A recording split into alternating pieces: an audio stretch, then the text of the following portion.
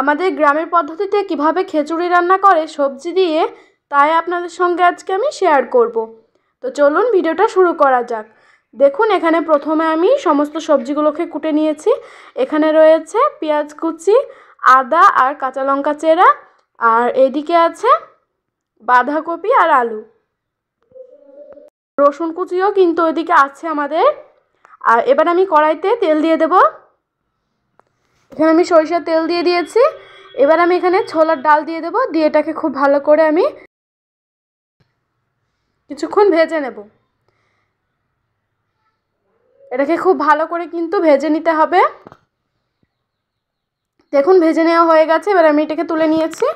আবারও এখানে আমি একটু সরিষার তেল দিয়ে দেব। এবার আমি এখানে কাঁচা লঙ্কা চেরা, রসুন কুচি, পেঁয়াজ কুচি ভেজে নেব এগুলোকে। দেখুন এগুলো ভেজে নেওয়া হয়ে গেছে, এগুলোকেও তুলে নেব।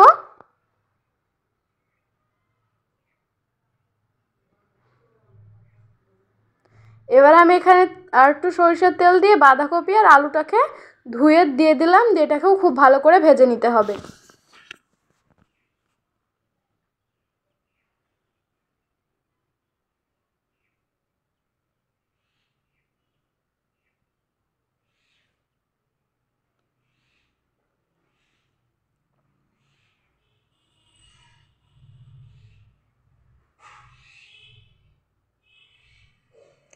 বাঁধাকপিটাকে কিন্তু খুব ভালো করে আমি ভেজে নেব। আর এই ভিডিওটাকে কোন গ্রাম থেকে দেখছেন এটা অবশ্যই কমেন্টে লিখে যাবেন। দেখুন ভেজে নেওয়া হয়ে গেছে, এগুলোকে আমি তুলে নেব। তুলে নেওয়া হয়ে গেছে।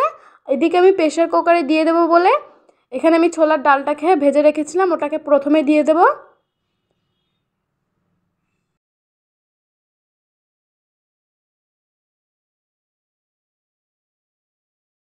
লঙ্কা, পেঁয়াজ, রসুন ওগুলোকে ভেজে রেখেছিলাম, ওগুলোকে দিয়ে দেব। দিয়ে দেওয়ার পর এখানে আমি 3 থেকে 4টে আদার কুচি দিয়ে দিলাম। আর এখানে যে বাঁধাকপিটা ভেজে রেখেছিলাম ওটাকেও দিয়ে দেব।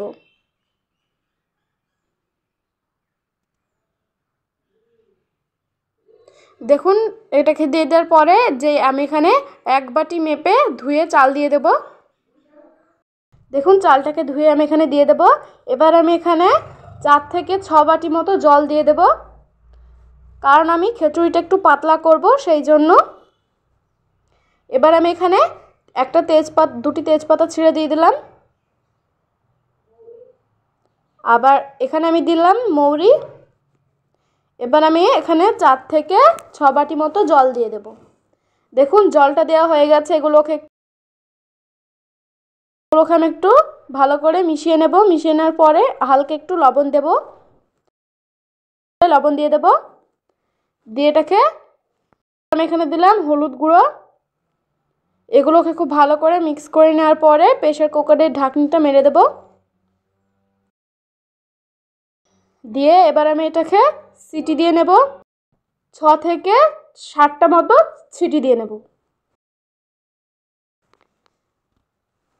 এই যে দেখুন খিচুড়িটা কিন্তু আমাদের তৈরি হয়ে গেছে। এবার আমি এটাকে 6 থেকে 7টা সিটি দেওয়ার পরে দেখুন আমি এটাকে নামিয়ে নিয়েছি। এবার আমি এখানে আদা বাটা দিয়ে দেবো, আদা বাটা, জিরে বাটা দিয়ে দেবো। দিয়ে এটাকে আমি আরও কিছুক্ষণ খুব ভালো করে ফুটিয়ে নেব। দেখুন এটাকে আমি ফুটিয়ে নিয়েছি, লবণটা চেক করে নেবেন। এবার আমি এটাকে একটা পাত্রে ঢেলে নেব। এই যে দেখুন একটা পাত্রে ঢেলে নিয়েছি। কতটা সুন্দর হয়েছে এই খিচুড়িটা খেতে। না বানালে না খেলে বিশ্বাসই হবে না যে এই খিচুড়ি রান্না সবজি দিয়ে যে এতটা টেস্টি হয়। তো ভিডিওটা এখানে শেষ করছি। আল্লাহ হাফেজ।